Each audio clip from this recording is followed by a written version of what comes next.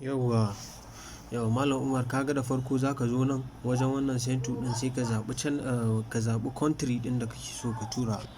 Yanzu misali wannan tunda Ghana za mu yi P2P da su, sai mu ce sai mu searching Ghana, sai mu zaɓe su.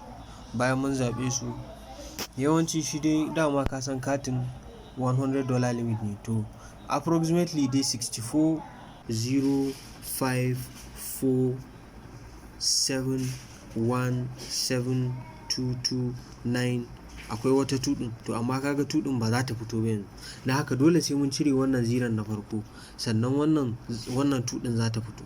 Saboda su iya tsayin lambobin da suke shiga kenan. Kamar a Najeriya a ce tsayin lamba guda 11 ne. To normal ne dai. So wannan purpose of transfer sai ka zaɓi savings and investment, sannan source of funds sai ka zaɓi savings. Sai ka je next.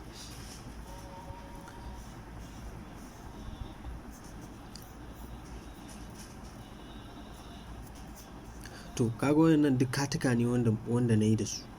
To kaga wannan shine nawa, wannan wanda zan taɓa ɗin. Wannan su ne na goma wannan ne, don haka in na taɓa 1, 7, 2, 2, 9 akwai wata tuɗin, to amma kaga tuɗin ba za ta fito ba yanzu. Da haka dole sai mun cire wannan ziran na farko, sannan wannan tuɗin za ta fito. Saboda su iya tsayin lambobin da suke shiga kenan. Kamar a Najeriya a ce tsayin lamba guda 11 ne. To normal ne dai. So wannan purpose of transfer sai ka zaɓi savings and investment, sannan source of funds sai ka zaɓi savings. Sai ka je next.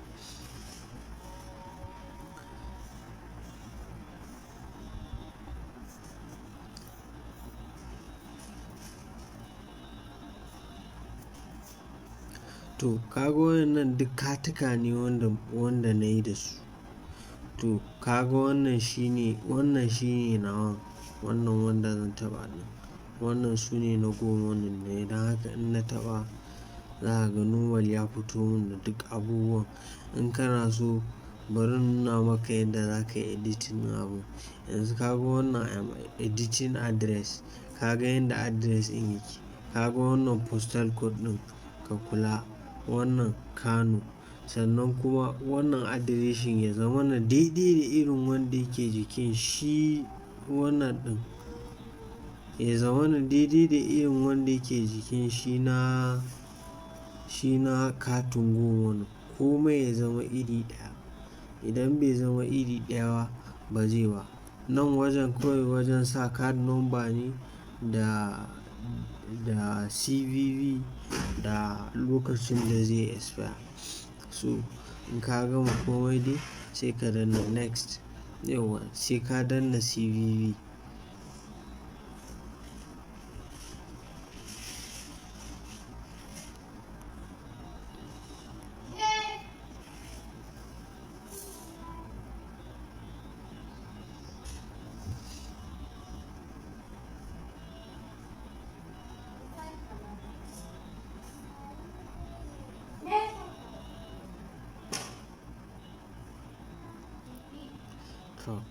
Ka gani yanzu ka komai yayi wannan anan you pay kaza, ga abun da za ka yi paying, ga abun da shi gayan zai yi receiving, sannan ga sunan shi, ga komai. Da wannan sunan nashi bai yi tallying da wannan number ba, kamar a ce account number da sunan da yake jiki idan bai yi tallying ba, to ba zai ci gaba ba.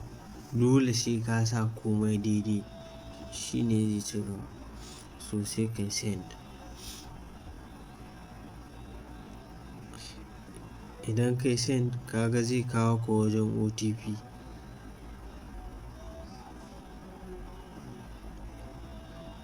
Kaga sai ka sa OTP. Bari mu gani in ta shigo. To kaga OTP ta shigo. OTP ita ce 647,570. Sai ka danna submit. Da ka danna submit za su ce ma wani lokacin abun is on review, suna yin ɗan review ɗin nan. Idan suka yi wannan review ɗin yakan kai minti 30 wani lokacin. Idan ka jira dai, amma idan kana danna submit a nan wajen ka ga cewa sun yi locking ɗin kuɗinka a banki, kai ko ba su yi locking ba, kai sauri ka je can wannan Binance ɗin kai marking ɗin order ɗin as paid. Ka gane? Ta yanda karka zo kai kuma sun ɗauki kuɗinka, shi kuma ga shi can order lokacin ta ya wuce. Ka ga za a iya cutar ka. Yauwa haka shi ne kawai yanda ake amfani da shi.